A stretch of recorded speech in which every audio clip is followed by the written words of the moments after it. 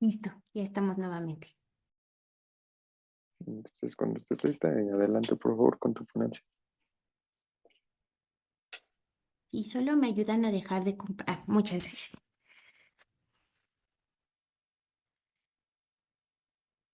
Igual no sé si gustas, quieres que mencione el nombre de tu ponencia o tú la mencionas. No, adelante, adelante, adelante. Entendido. Es la Asociación de Universitarias Mexicanas y la Facultad de Filosofía y Letras. Por favor. Sí, muchísimas gracias. Bueno, en esta ocasión quise presentarles uno de los temas que más me apasionan, que es el de las mujeres en la universidad. Y justamente lo que les voy a decir es, o de lo que les voy a hablar es de uno de los colectivos que duró más tiempo en la Facultad de Filosofía y Letras. Y creo que cae muy bien porque finalmente este colectivo se inicia el año en que pues cambia de denominación de Escuela Nacional de Altos Estudios a Facultad de Filosofía y Letras.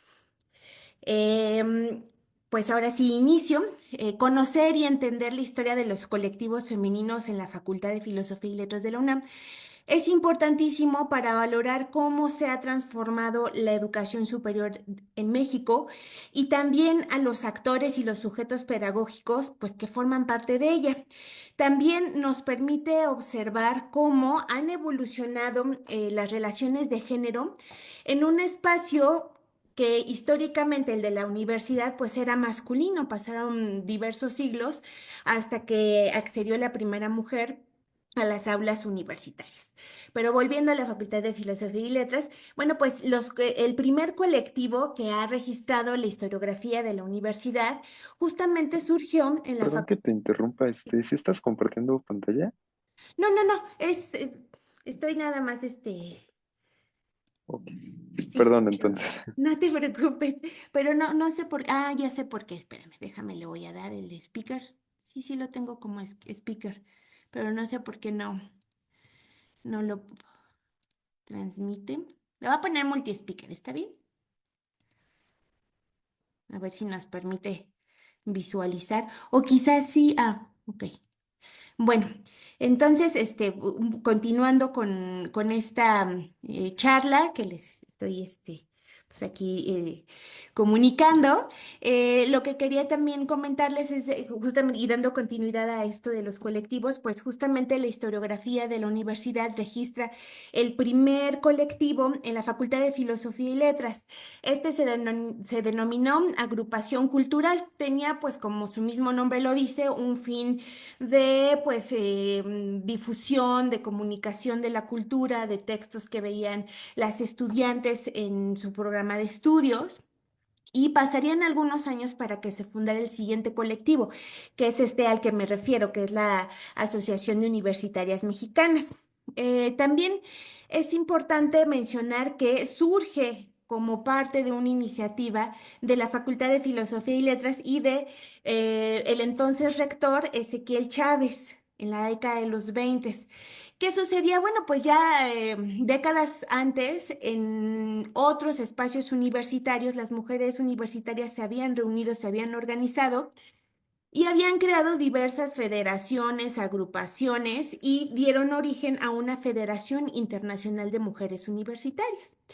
Cabe destacar que pues esta Federación Internacional organizaba cada 2 años unos congresos internacionales en donde se debatía el papel de las mujeres universitarias en el escenario mundial, en donde también se daba a conocer el estado de la educación de cada uno de los países, bueno, y de las representantes que asistían a estos congresos. Ellas mandan, digamos que el Comité de Relaciones Internacionales de la Federación Internacional manda una carta al rector y al presidente de la nación, que por favor, pues si gustaban asistir el grupo de universitarias de la nación, pues que eran invitadas al siguiente Congreso Internacional. Pero resulta que no había una agrupación nacional, no, no como existía en Canadá o en Londres o en Estados Unidos, en donde incluso pues tenían distintas filiales. Dependiendo pues también de las universidades que existieran y de los colectivos que se conformaran en ellas. Bueno, como no existían En México un colectivo de este tipo, pues que dijo Ezequiela Chávez, bueno, pues vamos a aprovechar la experiencia de las mujeres que asisten a la Facultad de Filosofía y Letras. ¿Por qué? Pues porque las primeras mujeres que asistían a esta facultad tenían un perfil muy específico y es que muchas de ellas ya contaban con una formación previa. Muchas de estas primeras estudiantes eran profesoras normalistas. Y entonces decía Ezequiela Chávez, bueno, pues son mujeres con una experiencia que puede ser aprovechada y que nos van a dejar muy bien parados. Y pues en esta agrupación formaron parte pues algunas de estas mujeres que ya han mencionado a lo largo de la jornada. Entre ellas pues estaba Luz Vera, Paula Gómez Alonso, Soledad Solórzano, Juana Palacios, entre otras. Y bueno, pues todavía hace falta mucho trabajo como para ir descubriendo la biografía, los logros de las múltiples integrantes de esta agrupación que surgió en 1924.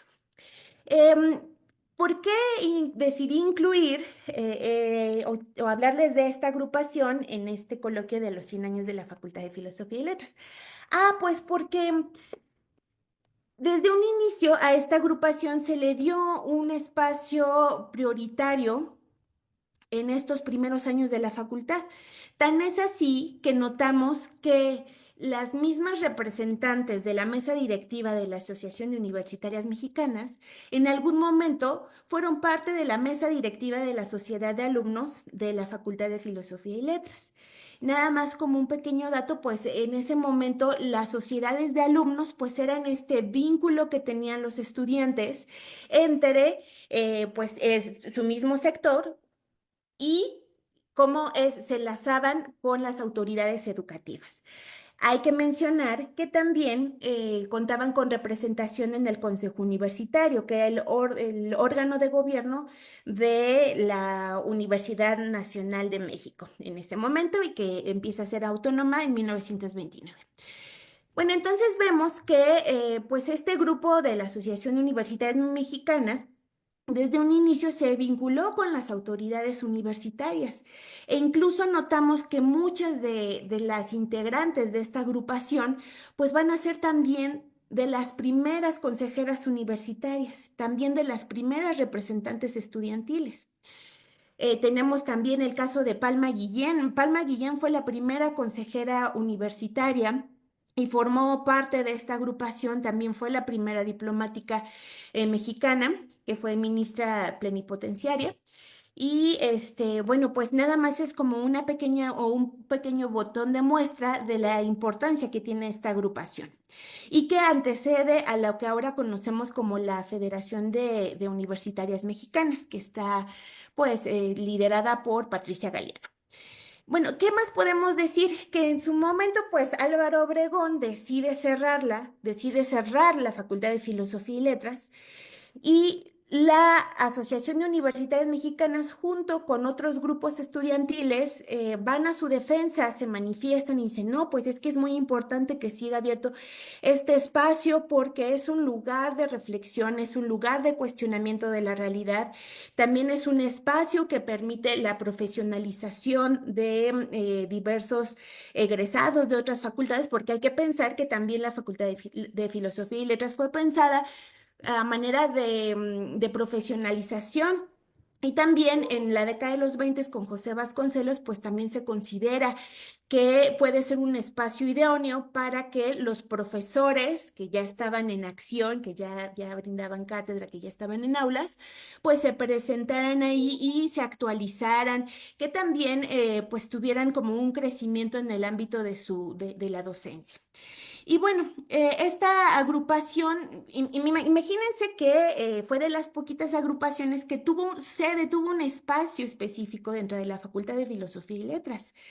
Ahí estuvo prácticamente 2 décadas. Entonces, pues ya nos habla de uno de los colectivos que tuvo mayor pervivencia si se le compara con otras agrupaciones de la época y que también dotó de posibilidades a las congéneres, o sea, a otras mujeres, para que continuaran sus estudios y pensar que, bueno, pues en aquella época eran un puñado, o sea, no eran realmente, la matrícula todavía no se feminizaba. Eh, ¿Cuáles son algunos de estos ejemplos o de la participación de esta agrupación por la educación de las mexicanas? Pues crearon una casa, bueno, en realidad fueron dos casas de las universitarias mexicanas. Imagínense que muchas de las integrantes que llegaban ahí, que se alojaban, que contaban con un hogar, pues provenían de otros estados de la República. Pues qué maravilloso contar con un lugar que tuviera también que tenía una biblioteca, que tenía un comedor, que pues también contaba con servicios de salud, entre otras cosas, y que además era un espacio en donde se llevaban a cabo diversas conferencias. Al inicio, la primera casa de las universitarias mexicanas se localizó en el centro histórico como parte de lo que ahora conocemos como barrio universitario. Ya con la construcción de Ciudad Universitaria, pues también vieron la necesidad de crear un hogar cercano a CEU.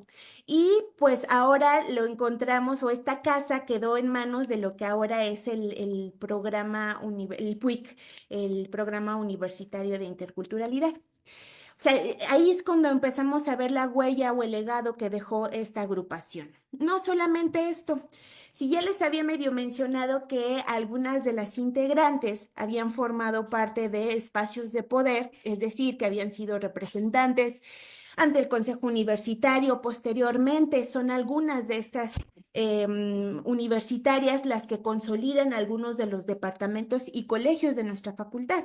Entre ellos, pues tenemos el Colegio de Letras Inglesas. Fue particularmente María de la Luz Grobas, una de las fundadoras desde 1925, que en la década de los 40 y los 50 decide consolidar junto con otro grupo de profesores, por supuesto, este colegio de letras inglesas e incluso fue, pues, estuvo a cargo de él durante por lo menos más de 5 años, ¿no? Entonces vemos que la Facultad de Filosofía y Letras fue este terreno fértil, este lugar que tenía el sustento para permitir el desarrollo y la consolidación de las universitarias unidas. Es decir, que fue un ambiente que les permitió expresar sus ideas, que les prestaba el auditorio, que también les daba cabida en los cursos de verano que se organizaban cada año y que también esto les permitió dar a conocer sus proyectos académicos y políticos y a partir del cual, bueno, pues vemos que van sobresaliendo numerosas universitarias que también tienen un componente muy importante que es dejar bien parada, dar una muy buena representación a la universidad y a las universitarias mexicanas en escenarios internacionales, por lo que les había contado de que formaban parte de la Federación Internacional de Mujeres Universitarias. E incluso en la década de los 60 vemos cómo la Facultad de Filosofía y Letras fue sede de uno de estos grandes congresos internacionales que fue inaugurado por el entonces, sí, muchas gracias, por el entonces presidente. Y que, bueno, pues tuvo grandes representantes, grandes conferencistas, tuvimos a Torres Bodet, entre otros. Y bueno, pues legado de de este evento, pues podemos ver numerosos artículos en la prensa y también es muy importante mencionar que en estos eventos pues se debatía, se ponía a discusión los retos, los logros de las mujeres, no solamente en la educación, sino en toda la sociedad. Así es que vemos mujeres que al mismo tiempo que formaban parte de esta agrupación y que habían ido consolidando su papel dentro de la universidad, también formaban parte de otros colectivos de carácter feminista. Y bueno, pues ya nada más a manera de cierre, pues me gustaría destacar que la Asociación de Universitarias Mexicanas pues promovieron el diálogo, la reflexión sobre el papel de las mujeres en sus múltiples ámbitos, en donde muchas de ellas habían sido pioneras. En donde también fue este espacio social que permitió la difusión de aquellos textos, de aquellos libros que iban publicando las mujeres, incluso realizaban algunas exposiciones, pues en donde se mostraba esto. Y fueron también pioneras en generar bibliotecas y archivos que tuvieran esta perspectiva de las mujeres y cómo había que resguardar su memoria. Entonces, bueno, pues nada más es llamar a la reflexión y seguir estudiando los colectivos femeninos dentro de nuestra facultad. Muchísimas gracias. Muchas gracias por tu ponencia, Claudia. Entonces ahora continuamos con Gabriela Argenis Ponce Fuentes, que nos va a presentar una celebración de 15 años de reivindicaciones y diversidad filosóficas, Seminario Permanente de Filosofía Mexicana. Por favor, tienes la palabra. Hola, buenas noches. ¿Me escuchan bien? Sí. Sí, Ay, perdón, voy a pedir un poquito de ayuda para que...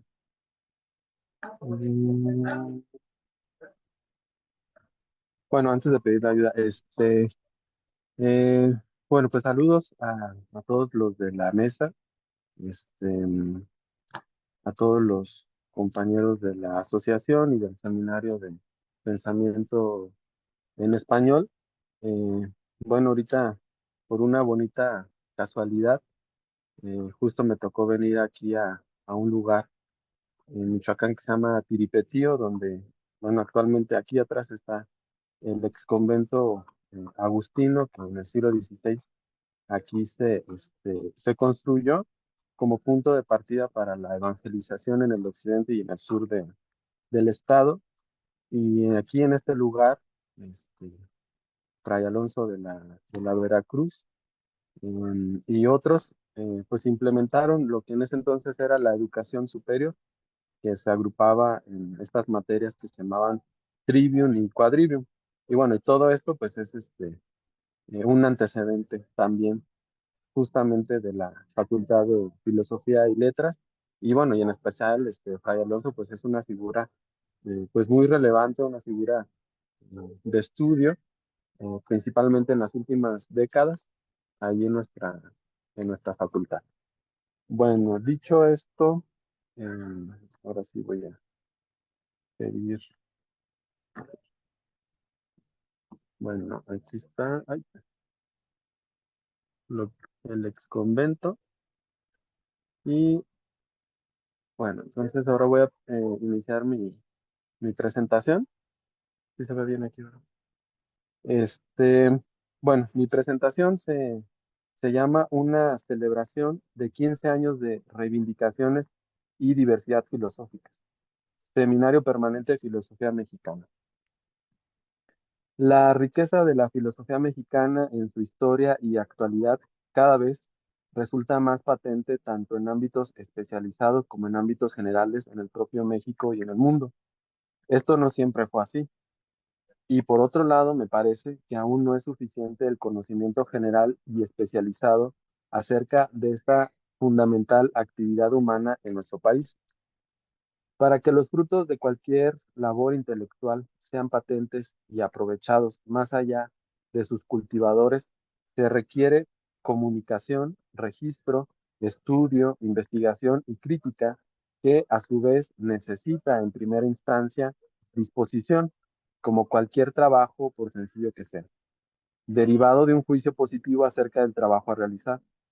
En el caso de la filosofía mexicana, en el pasado se le ha llegado a juzgar negativamente, al igual que a los que se dedicaban o acercaban a ella.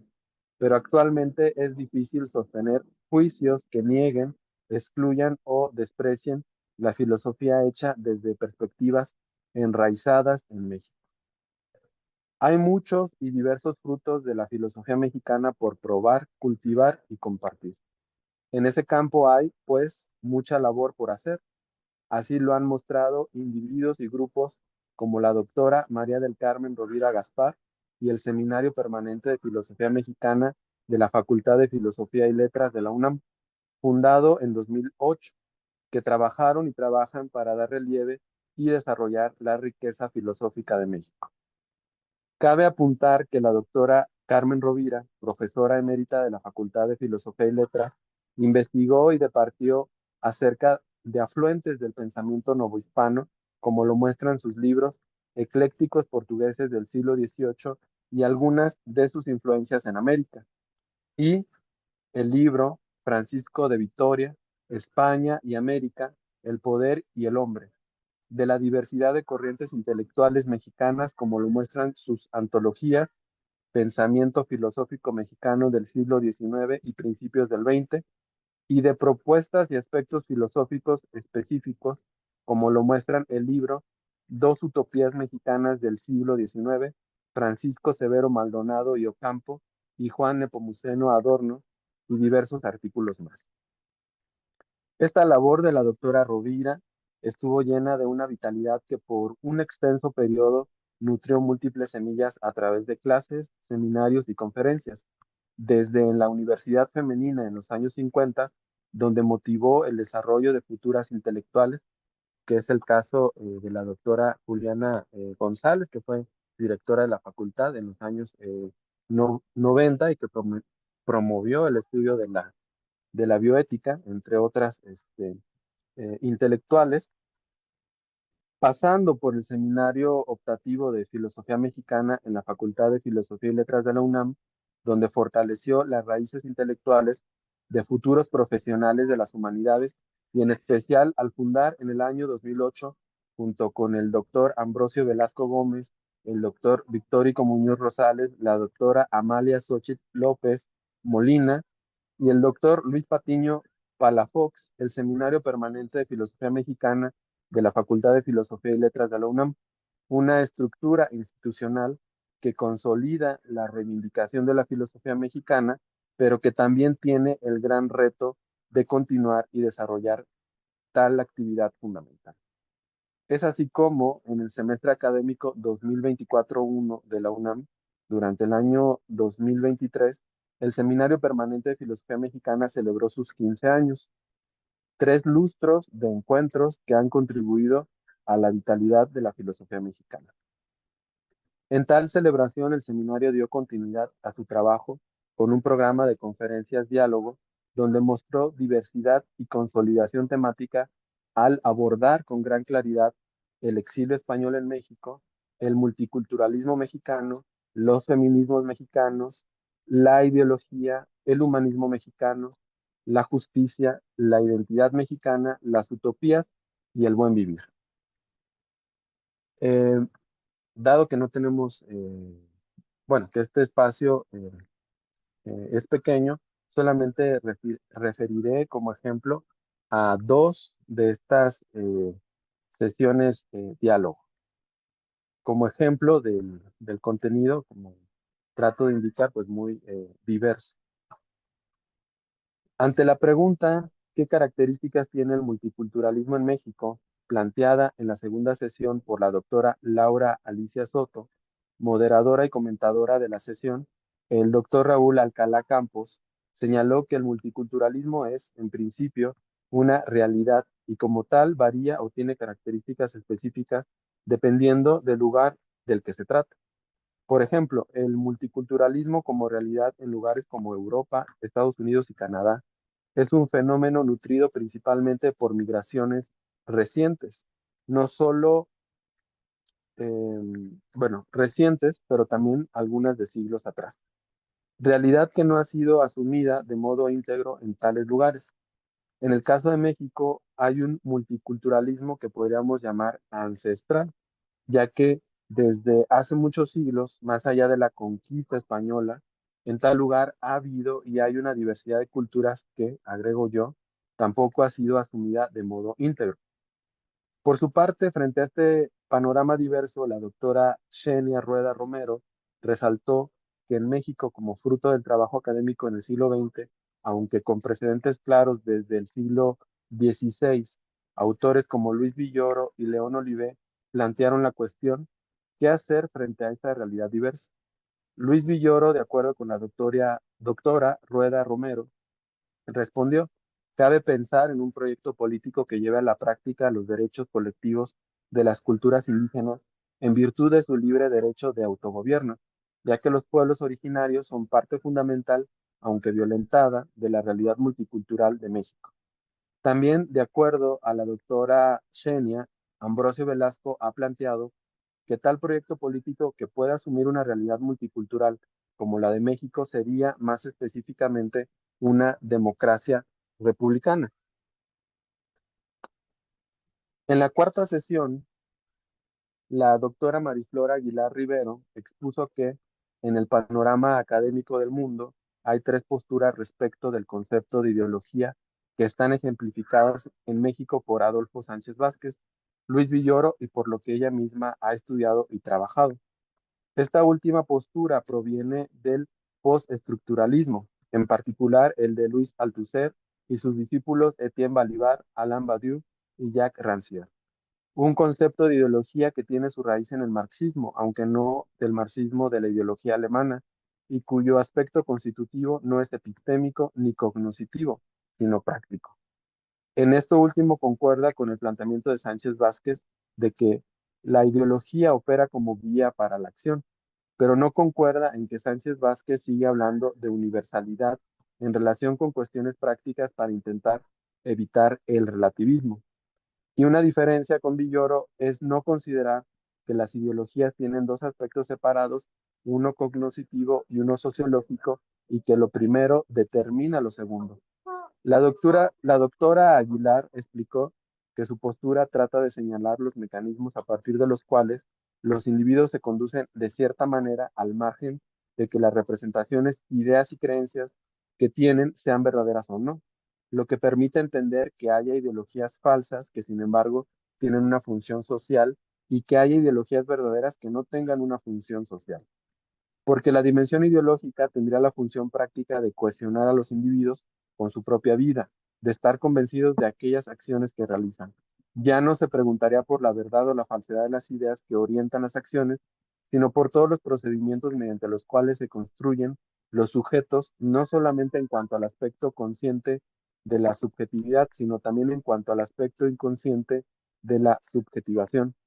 Esto último se refiere a la idea de estar sujetados por el manejo inconsciente de la vida. El doctor Victórico Muñoz Rosales, presentador de esta sesión, resaltó que la noción de ideología dimensiona la racionalidad, pero respecto a esto, otra noción que dimensiona la racionalidad es lo utópico. Frente a todo lo anterior, el maestro César Rosas, además de resaltar la relación entre los conocimientos y la función práctica de la ideología, considera que lo primero fundamenta la posibilidad de lo segundo y que justamente la noción de lo utópico sirve para direccionar las ideologías. Bueno, esto es ejemplo de cómo fueron estas sesiones que ahora también ya son parte de la historia de la facultad. Finalmente, quiero resaltar que este ciclo de conferencias fue concluido eh, con la participación del maestro Manuel Bolón Pale, él es un filósofo Tzotzil, junto con el doctor Miguel Zapata Clavería, que es actual coordinador del Colegio de Filosofía, em, y trataron el tema del buen vivir desde una perspectiva, desde la academia, confrontado con una perspectiva indígena. Con los ejemplos y con lo que referí, espero que al menos haya quedado eh, pues alguna seña, alguna referencia, justo al trabajo, pues que a mí me parece relevante del Seminario Permanente de Filosofía Mexicana, en específico al mostrar que dentro de la filosofía mexicana, de la cual se ha dudado de que existiera, pues en realidad hay una gran diversidad de temas. Bueno, pues muchas gracias por su atención. Muchas gracias, Gabriel. Tuvimos algunos problemas con una de las ponencias de esta mesa, pero ahora continuamos con la ponencia Ciberespacio, Tecnoinsurrecciones y Cibernética, que nos la presentarán Mari Carmen Lozano y Natania Montalbán. Por favor, tienen la palabra. Hola, muchas gracias. Gracias por habernos alojado aquí en la celebración de los 100 años. Es para nosotros pues muy emotivo. Nosotros vamos a introducir un tema que es bastante interesante, espero que les guste. Y es un tema que es importante para la facultad porque como ya lo dijo Irving por ahí, la facultad va generando ideas que van permeando otros campos. En este caso, Natalia, que es mi compañera con quien voy a dar esta exposición, Ella es parte de un diplomado de periodismo y ya se está titulando por la Facultad de Ciencias Políticas y Sociales en el ámbito de periodismo. Y yo soy filósofa, yo me titulé hace muy poquito. Y nos interesa este tema porque justo es uno de los temas tópicos, puntas de lanza para la discusión actual en la Facultad de Filosofía y Letras. De hecho, hay un seminario de tecnología y filosofía que se lleva a cabo muy recientemente y en la cual hay textos muy interesantes, en donde autores como Leopoldo Sea o pues toda esta corriente positivista rescatan justo el concepto de la tecnología y lo van pimponeando, ¿no? Al final, muchas veces se hace un diagnóstico de que la tecnología no es pues no es un tema del cual se haya desarrollado tanto. No se han desarrollado tanto definiciones, no se han desarrollado tanto posturas. Sin embargo, actualmente existen, digamos, pequeños archipiélagos en donde se van generando nuevas ideas. Por ejemplo, la doctora Atocha Liceda, que es una catedrática muy reconocida, seguramente ustedes la ubican. Hace poco estuvo en un seminario de epistemología de la Universidad Panamericana y habló acerca de lo que es la inteligencia artificial y por qué linda con con la creatividad y cuál es su importancia para el campo filosófico. En este sentido, ya no nos podemos escapar de la inteligencia artificial, la inteligencia ya está aquí. Las nuevas tecnologías, el ciberespacio, el Internet, están aquí y lo que nos conviene hacer justo como filósofos es dialogar a partir de de este nuevo mundo, digamos, cuáles son las implicaciones que podemos tener a partir de el desarrollo de estas tecnologías. Entonces, la primera parte se las va a explicar Natalia Montalbán y la segunda parte se las voy a explicar yo. Espero que lo disfruten. Muchas gracias. Muchas gracias, Mari Carmen. Un gusto estar aquí. Gracias por la oportunidad. Y pues bueno, creo que es muy importante pensar, y digamos, yo me acerqué a a esta reflexión desde la geopolítica. En ese sentido, eh, cuando inicié esta investigación pensaba en que era necesario repensar el territorio desde la geopolítica eh, en una era del ciberespacio, ¿no? Aquí, por ejemplo, les hablo de que uno de los conceptos más importantes dentro de la geopolítica es el territorio.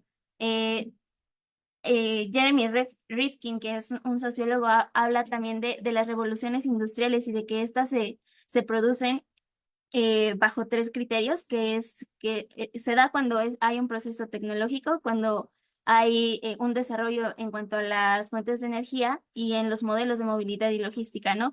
En ese sentido podemos identificar cómo las teorías geopolíticas se han también desarrollando junto con estas revoluciones industriales. Por ejemplo, en primera instancia fue la parte del poder terrestre, después fue la parte del poder naval, posterior a la Primera Guerra Mundial fue la parte del poder aeroespacial y posterior a la Segunda Guerra Mundial y con el desarrollo de toda esta tecnología de Internet y del ciberespacio, pues está ya el poder cibernético, ¿no? En cuanto a lo que es lo cibernético, todo lo que tiene que ver con ciber, eh, se le atribuye principalmente a Norbert Wiener el término de cibernética y algo que es muy interesante y que justo como que viene a colación con esta parte de que sí se hace filosofía en español y sí hay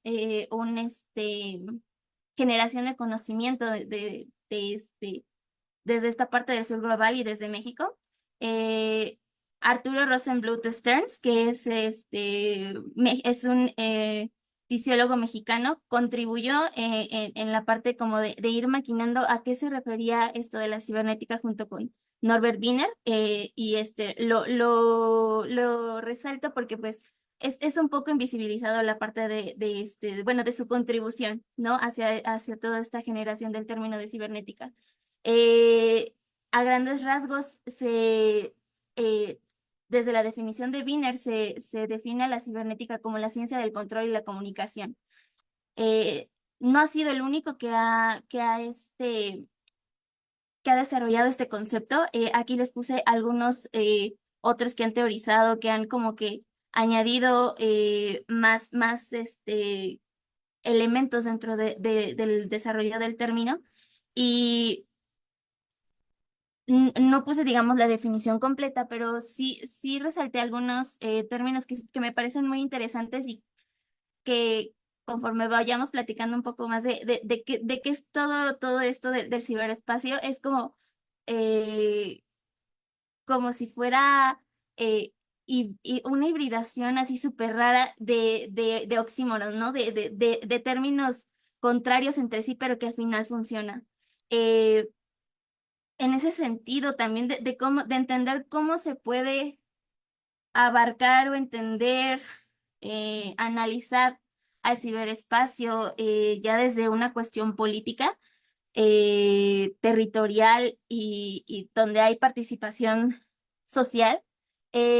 Benjamin Bratton propone este modelo de The Stack, que se podría como traducir a la pila, hablando de que hay como que capas, ¿no? Él habla de todas estas capas eh, en donde se desarrolla todo esto del ciberespacio.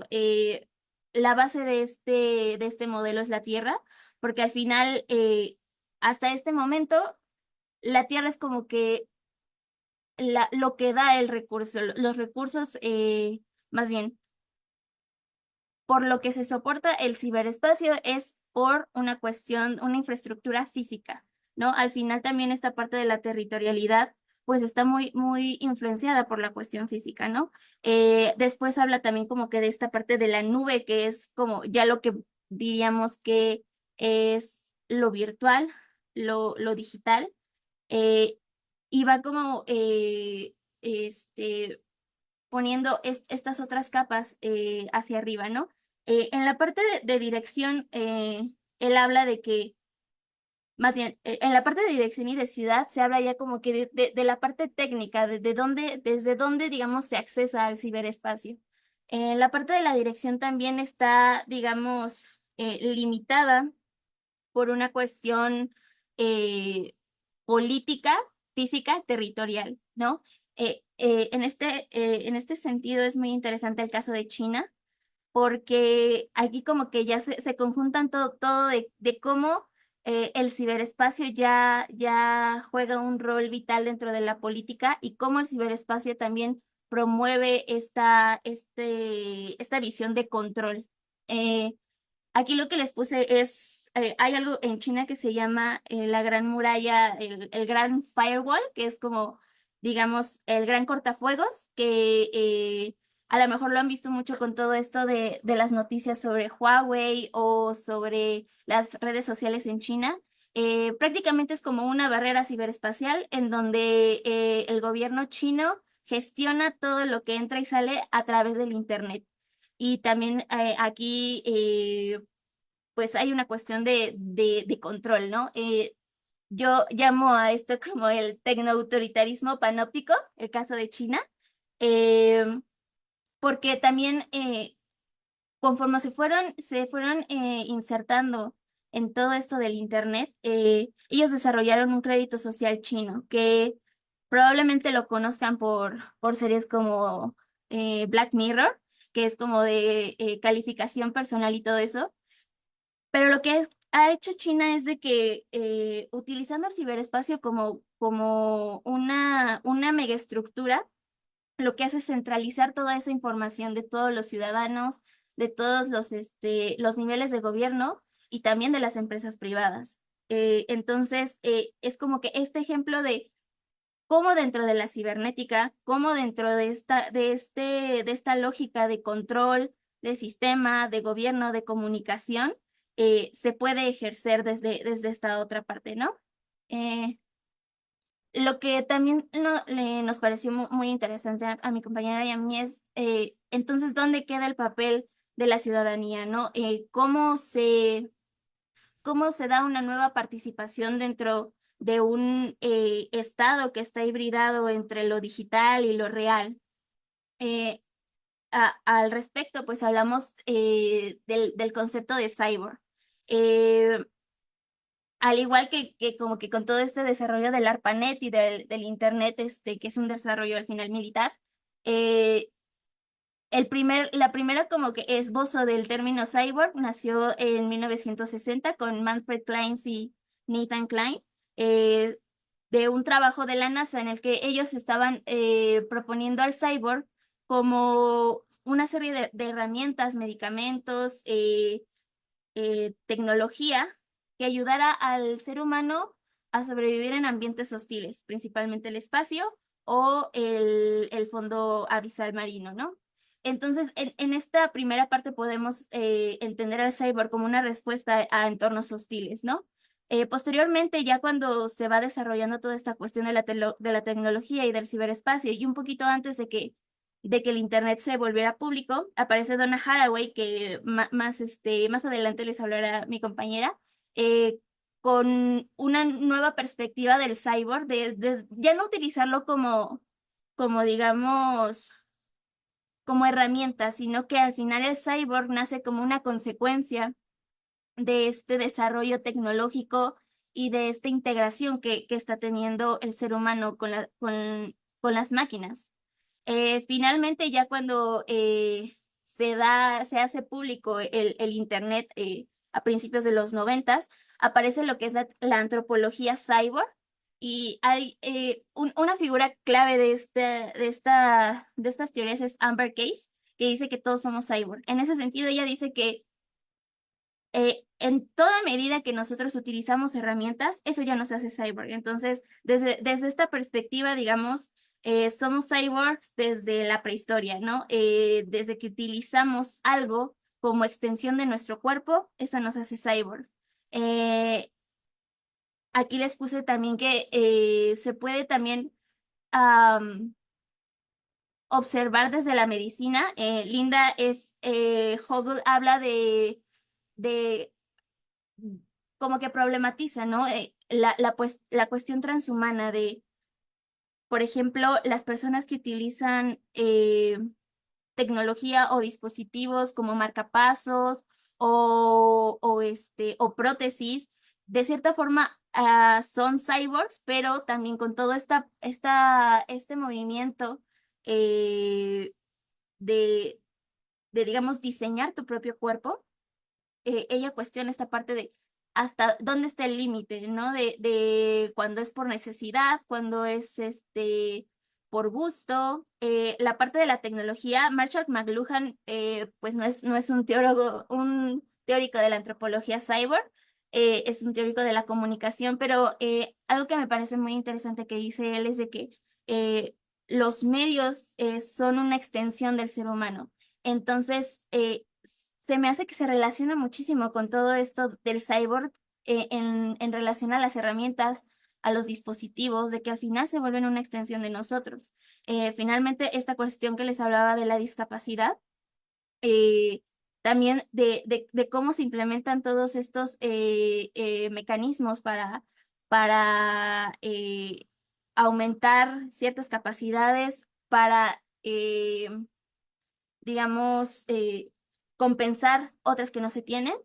Y quiero cerrar como mi participación con esto de que al final creo que ya con todo este desarrollo del ciberespacio y de las tecnologías y cómo somos cada vez más cercanos a ella, se podría decir que justo retomando a Amber Case, todos somos cyborg.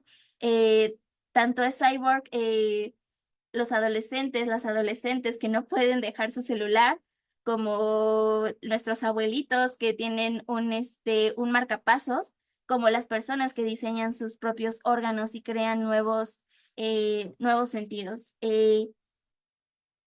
Antes de continuar, pues también creo que es importante hablar como que de toda esta problematización que hay, porque pues a lo mejor mucho de este desarrollo filosófico y teórico pues viene del norte global, ¿no? Entonces hay que ver también todo este desarrollo, toda esta implementación y toda esta evolución de los seres humanos con la tecnología vista desde el sur global, ¿no? Entonces también hay que tener en cuenta toda esta parte y creo que también la cuestión del calentamiento global, porque pues al final todo este tipo de tecnologías están muy relacionados con esta crisis climática, ¿no? Entonces le dejo la palabra a mi compañera Mari Carmen.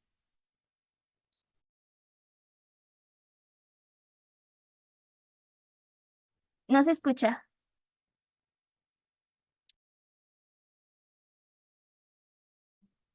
Muchas gracias, Natalia. Ahora vamos a explorar como la parte de las preguntas filosóficas. Este chico se llama Neil Harbinson.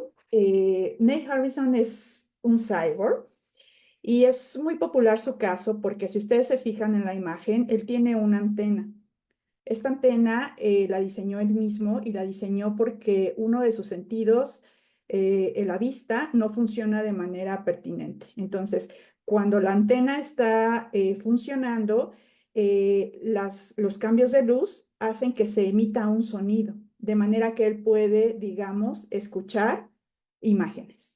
Entonces, este tema de la sinestesia y el poder cambiar los sentidos de nuestro cuerpo o leerlos de manera distinta, ya es toda una revolución. Él hizo un proceso legal en Inglaterra para que emitieran su pasaporte porque justamente no podía salir con la antena, ¿no? Pero hizo todo un proceso para explicar que era parte de su persona y que no podía quitárselo. De hecho, es un implante y que era parte esencial de su habitar en el mundo. Entonces, él ganó este litigio y su pasaporte salió emitido con la antena, ¿no? Entonces, él comenzó a hacer una serie de activismo alrededor del mundo para invitar justamente y reflexionar sobre esto que nos comentaba Natalia. ¿Qué pasa cuando hay una persona en situación de discapacidad? ¿Qué pasa si podemos ayudarle por medio de la ciencia y la tecnología a, no sé, a tener una pierna, a poder escuchar? Estas personas se convierten en cyborg. Donna Haraway explora justamente qué es un cyborg y hay un librito muy interesante que se llama Ciencia, Cyborg y Mujeres. En este librito ya va a explorar, va a equiparar lo que es digamos, la presencia ontológica de una mujer con un cyborg. Es decir, a veces menciona que estas entidades tienen una agencia, a veces son individuos, pero otras veces no lo son. Entonces, depende del contexto en el que se vayan movilizando, ellos van a tener una voz que se escucha o van a ser invisibilizados. En este caso, este chico negro ganó, pudo ser visibilizado, pero hay otras circunstancias, pues quizás pues menos llamativas, como justamente tener un marcapasos o tener, no sé, algún chip, ¿no? Si son personas con epilepsia.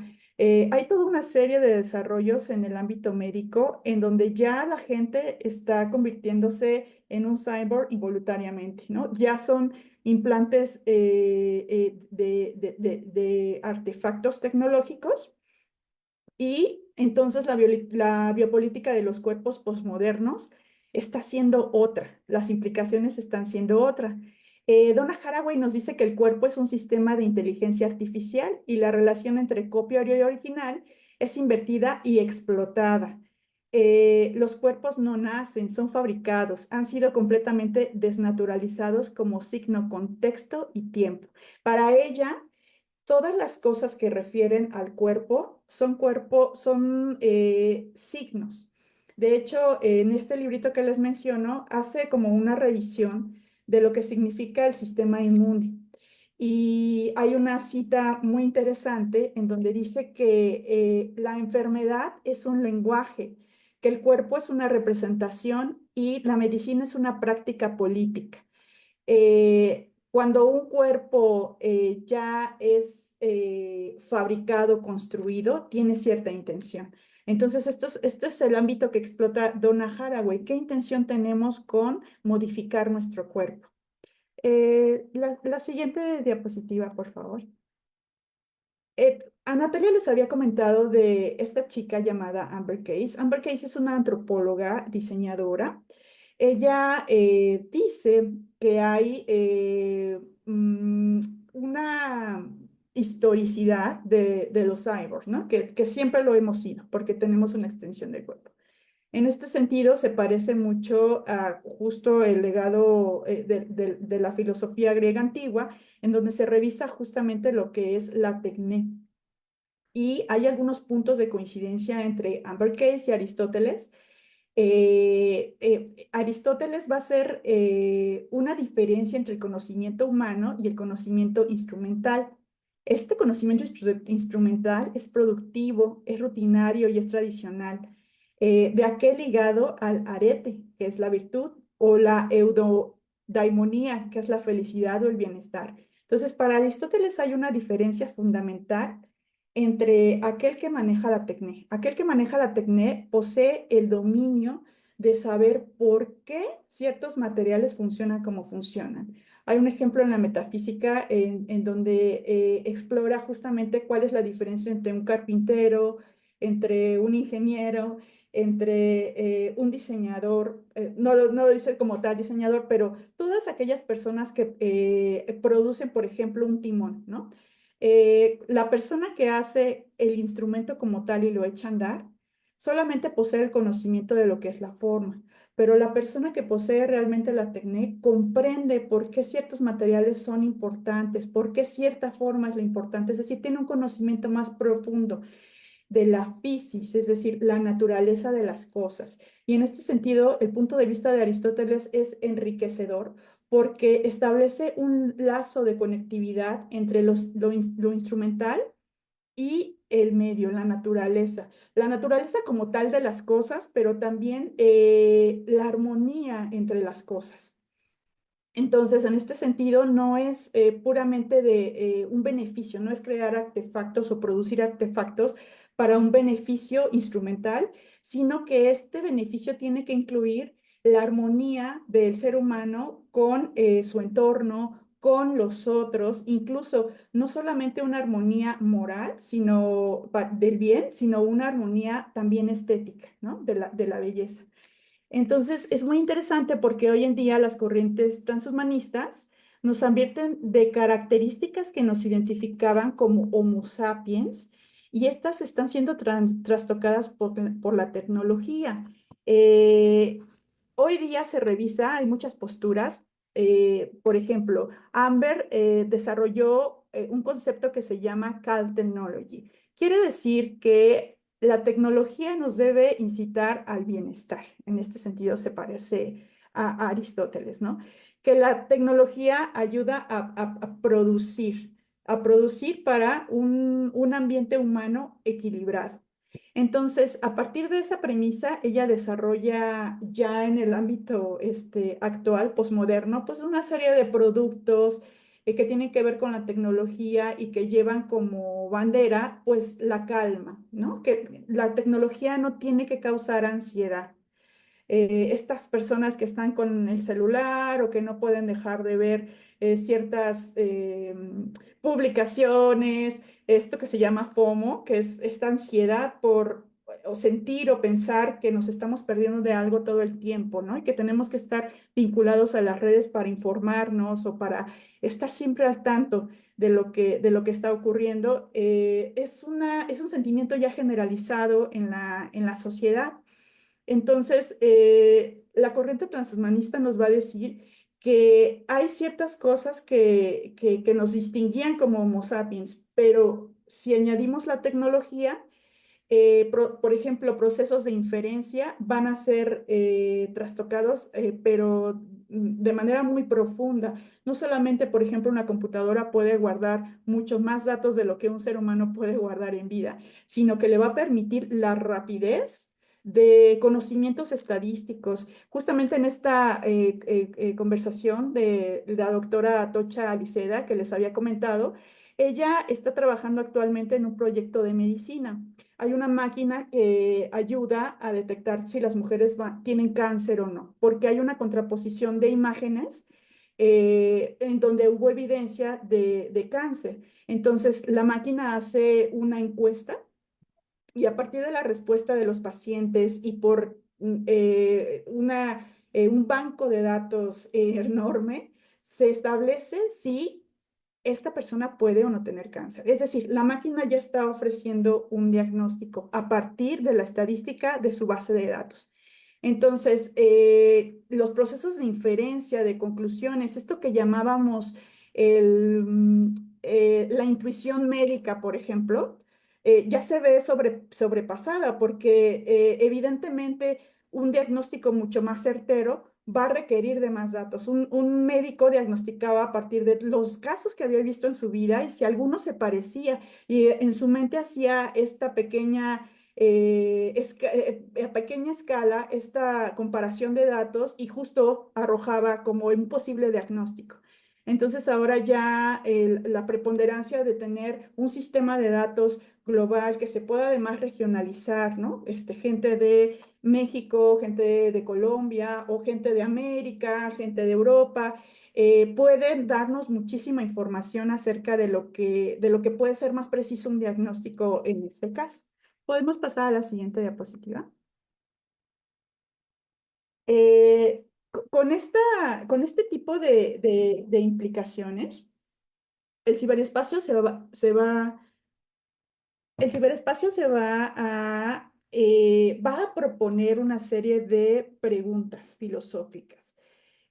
Justamente Luis Villoro, en Pluralidad de las Culturas, nos hablaba de qué es la nación. A veces la nación no va unida al Estado. Y nos dice que hay una serie de cualidades que debe cumplir esta conglomeración de mentes, esta conglomeración y que no necesariamente necesitan un territorio. Cuando hablamos de ciberespacio, el ciberespacio se va a conjugar por intereses comunes, pero ya no por un territorio físico. Entonces, preguntas como, ¿quién va a gobernar el ciberespacio? ¿Quién tiene justamente la agencia en las decisiones en el ciberespacio? Son preguntas muy oportunas para un sujeto político. En este caso, el cyborg, como nos comentaba Natalia, como un agente político, ¿no? ¿Qué tipo de decisiones puede tomar? Hay una serie digamos, de reacciones a nivel mundial que tienen que ver justamente con insurrecciones hacia la tecnología. Por ejemplo, les platico de la colectiva australiana MBMs Matrix 90. Es una colectiva hecha por mujeres en donde se ocupan justamente de temas que tienen que ver con la tecnología, pero con preguntas, por ejemplo. Cuando ustedes escuchan Alexa o escuchan Siri, normalmente escuchan una voz femenina. Esto es, digamos, normal. Se elige la voz femenina por alguna situación. ¿Tendrá que ver el patriarcado en esta situación? Por ejemplo, la voz femenina se asocia con quizás una asistente. Podría haber una voz masculina asistente hombre. Ese tipo de implicaciones desde la perspectiva femenina son importantes. El otro ejemplo que les quiero compartir es una colectiva sueca que se llama Partido Pirata 2006. Se fundó en el 2006 y es una respuesta ante justo las delimitaciones del gobierno por combatir la piratería. En México sabemos que la piratería ha sido un gran negocio, pero también ha sido una gran oportunidad para mucha población que no tiene oportunidad de acceder, por ejemplo, a temas como películas o música, que en otros países tendría que pagarlos, pero que aquí, por alguna razón, son accesibles a este tipo de público, ¿no? Sobre todo estudiantes que no tienen quizás los recursos para poder acceder a ellos. Ya si lo adquieres original, es una cuestión de estatus. Hay, por ejemplo, este movimiento respecto al conflicto de Medio Oriente, blockchain, Justamente las personas que salían de sus países y carecían de documentos se quedaban sin identidad para siempre. Blockchain es un sistema en donde les leen el iris y con el iris pueden hacer compras a través de la ONU, con subsidios mundiales, y se va guardando justo la información de esta persona para que en un momento dado pueda viajar a otro país y tenga una identidad y pueda tener acceso al derecho que todos tenemos de vivir seguro. Los periodistas inventaron algo que se llama Algo Speak, porque si ustedes se han dado cuenta, en las redes hay a veces censura de cosas que están pasando, por ejemplo, si alguien se suicidó, si alguien se murió. Entonces, los periodistas han sido muy creativos en este sentido y están inventando un nuevo lenguaje para poder hablar de estos temas que no se, o sea, no por eliminar la palabra se elimina el fenómeno. Entonces, es un tipo también de respuesta de insurrección, ¿no? Ante lo que sucede con la tecnología. Y bueno, ya para concluir, las redes sociales, que ustedes bien conocen, tienen una serie de delimitaciones por medio de la inteligencia artificial, en donde pues nos censuran, por ejemplo, si subimos un pecho o si subimos, no sé, alguna persona muerta, ahí, y también buscan delimitar esas expresiones de odio, ¿no? Aunque existen otros territorios como la Black Web o territorios muy underground en donde también existen otras insurrecciones.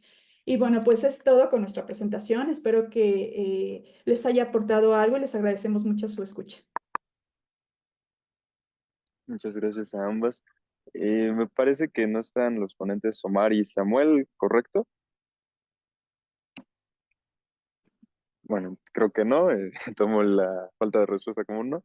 Entonces, pues ya nada más me quedaría agradecerle a todos los ponentes y bueno, hay muchos temas de interés en todo lo que han mencionado, pero para no tomarles más tiempo del que tenemos, quisiera nada más darles unos breves comentarios de las cosas que quedé pensando en las cuatro ponencias. En el caso de la ponencia de Claudia, pues seguir pensando en cómo sigue actuando la comunidad filosófica femenina en la actualidad, en cómo sigue vigente para bien y para mal este tema de aumentar la participación femenina en la academia, igual con la participación de ustedes, Natalia y Mari Carmen, pues también en las brechas económicas y problemas políticos como el cómo acceder a países con medicina y tecnología de última generación, en el caso de personas que pues quieran acceder a prótesis que efectivamente puedan mejorar su calidad de vida humana. En la ponencia de Gabriel, me quedé pensando también en cómo hay que seguir realizando los esfuerzos para difundir la filosofía mexicana, pero tampoco olvidar cómo justo en una de las sesiones del seminario permanente de filosofía mexicana, algún participante mencionaba que, pues bueno, aunque no es tan difundida como pues quizás la filosofía europea, pues sí tiene ya más aceptación la filosofía mexicana comparada con seminarios como el de metafísica que dan en el Instituto de Investigaciones Filosóficas aquí en la UNAM. Y finalmente, en la ponencia de Irving, pues me quedé pensando también en la necesidad de remarcar la participación sociopolítica en la facultad y en general en filosofía, y pues no olvidar la responsabilidad que tenemos con nuestra producción intelectual al precisamente ingresar a un ámbito político, como precisamente lo que mencionó en el caso de Enrique Dussel y cómo pues terminó siendo usado sus posturas intelectuales en quizás cosas fuera de contexto por no querer precipitarme a un juicio más duro o sin información suficiente de mi parte. No sé si quieran mencionar algo más ustedes como ponentes.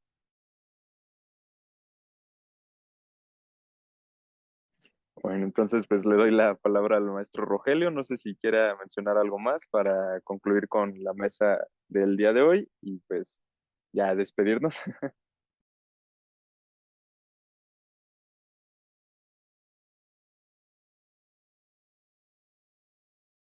Pues, creo que no. Entonces, pues nuevamente les agradezco mucho su participación. Y pues esperemos sigamos viéndonos en alguna futura ponencia o algo más. Pues, que tengan una buena noche todos. Muchas gracias. Muchísimas gracias. Muy bien, muchas gracias, un gusto. Buenas noches. Nos vemos. Hasta luego. Hasta luego.